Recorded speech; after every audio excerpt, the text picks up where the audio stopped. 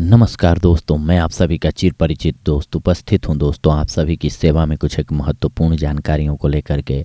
जी हां दोस्तों, आज का हमारा टॉपिक है संतान प्राप्ति के लिए कुछ एक उपाय। बेटा हो या बेटी दोस्तों, दोनों ही भगवान के वरदान हैं। न तो कोई किसी से कम है, ना ही कोई किसी से ज़्यादा। संस्कार और माहौल इस बात का निर्धारण करते हैं कि आपका बेटा या आपकी बेटी कैसी होगी।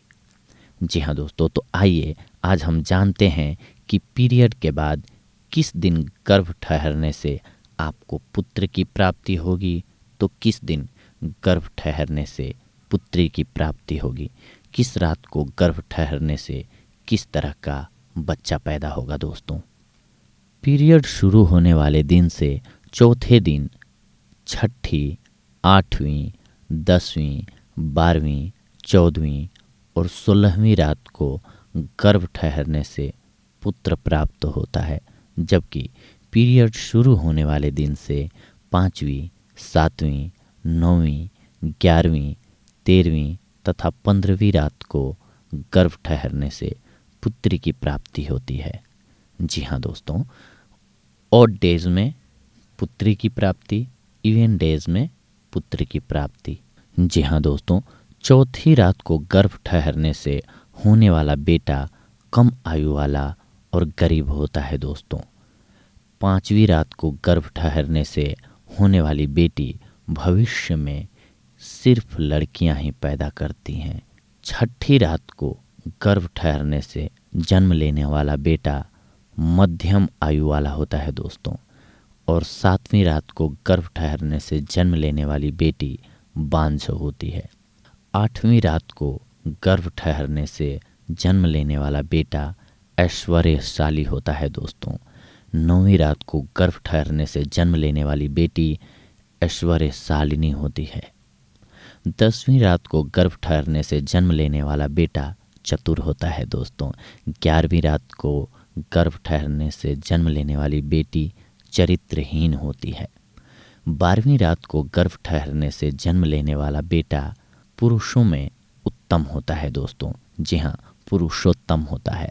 13वीं रात को गर्भ ठहरने से जन्म लेने वाली बेटी वर्णशंकर होती है दोस्तों। 14वीं रात को गर्भ ठहरने से जन्म लेने वाला बेटा उत्तम होता है। 15वीं रात को गर्भ ठहरने से जन्म लेने वाली बेटी सौभाग्यशाली होती है दोस्तों। जी हाँ दोस्तों, सौभाग्यवती होती है। 16वीं रात को गर्भ ठहरने से जन्म लेने वाला बेटा सर्वगुण संपन्न होता है दोस्तों।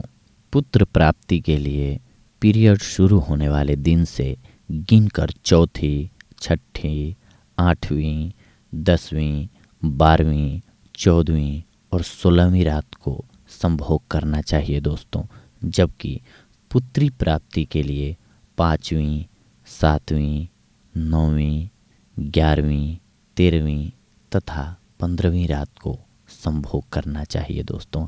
इससे आप पुत्र की अगर इच्छा रखते हैं तो इवन डेज में, और अगर पुत्री की इच्छा रखते हैं आप तो ऑड डेज में संभोग करना चाहिए दोस्तों अपने पार्टनर से। अब कुछ एक सावधानियां रखनी ज़रूरी होती हैं दोस्तों। ऐसे में क्या हैं वो देखते हैं। पीरियड की सही गिनती करें। जी हाँ दोस्तों, पीरियड शुरू होने वाले दिन को पहला दिन गिनना चाहिए।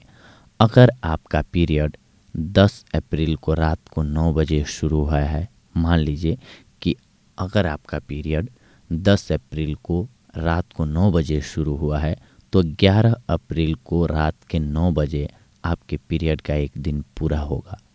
मान लीजिए दोस्तों कि अगर आपका पीरियड 2 मार्च को 2 बजे रात को स्टार्ट हुआ है, तो 3 मार्च के रात के 2 बजे ही आपका एक दिन पूरा होता है पीरियड का। जी हाँ, ध्यान रखें, आप दूसरा दिन न गिने उस दिन को। आपका पीरियड शुरू होने के 24 घंटे के बाद ही दूसरा दिन गिने।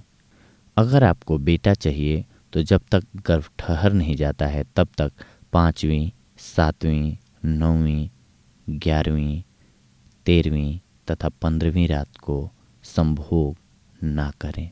उसी तरह अगर आपको बेटी चाहिए तो चौथी, छठी, 8वीं, 10वीं, 12वीं, 14वीं और 16वीं रात को गर्भधारण होने से पहले संभोग ना करें। आपकी गिनती में एक भी घंटे की गिनती अगर गलत हुई तो समझिए सारा समीकरण बिगड़ जाएगा। गलत गिनती इच्छित परिणाम नहीं प्राप्त होने देगा। समस्या ये आएगी कि हम जिस रात को चाहें कि हमें इस दिन का बच्चा चाहिए तो उसी रात को गर्भधारण कैसे हो।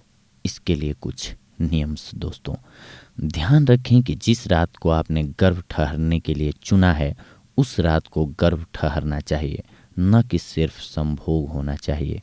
उसी रात को गर्भ ठहरे यह सुनिश्चित करने के लिए आपको उस रात को 2 से 3 बार संभोग करना चाहिए। आप जितनी ज़्यादा बार संभोग करेंगे गर्भ ठहरने की संभावना उतनी ही ज़्यादा बनेगी।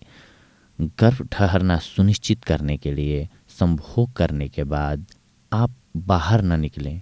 जी हाँ दोस्तों, अपनी पार्टनर से ही लिपटे रहें, तब तक बाहर नहीं आए जब तक वह खुद न बाहर आ जाए।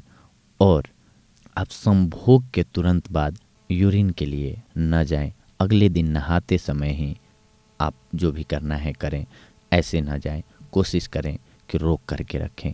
जिस रात को आपने गर्भधारण के लिए चुना है उससे 2 से 4 दिन पहले से आप न तो संभोग करें और न ही हस्तमैथुन करें। इससे शुक्राणुओं की प्रबलता बढ़ जाएगी।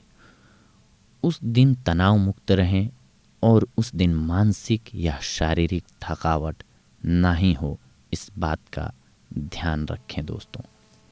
इसके साथ साथ स्त्री के चरमोत्कर्ष पर पहुंचने के बाद ही वीर्य के स्खलित होने से गर्भधारण की संभावना बढ़ती है दोस्तों, तो इस बात का ख्याल रखें। अतः स्त्री के साथ जब भी संभोग करने से पहले उसे पूरी तरह से उत्तेजित कर लें, यानी कि उनको सबसे पहले आप स्नेहिल प्रेम करें, इसके बाद ही कुछ करें दोस्तों, तो आपके लिए और आपके संतान के लिए ज़्यादा बेहतर होगा। और जितना खुशनुमा माहौल होगा, जितने आप खुश होंगे, उतना ही प्यारा बच्चा स्वस्थ और स्वस्थ माइंड वाला होगा। तो देखा दोस्तों, आप सभी ने हम आज आप सभी के लिए कुछ एक जानकारियाँ लेकर के आए थे जो आपके दाम्पत्य जीवन के लिए बेहद ज़रूरी होते हैं दोस्तों।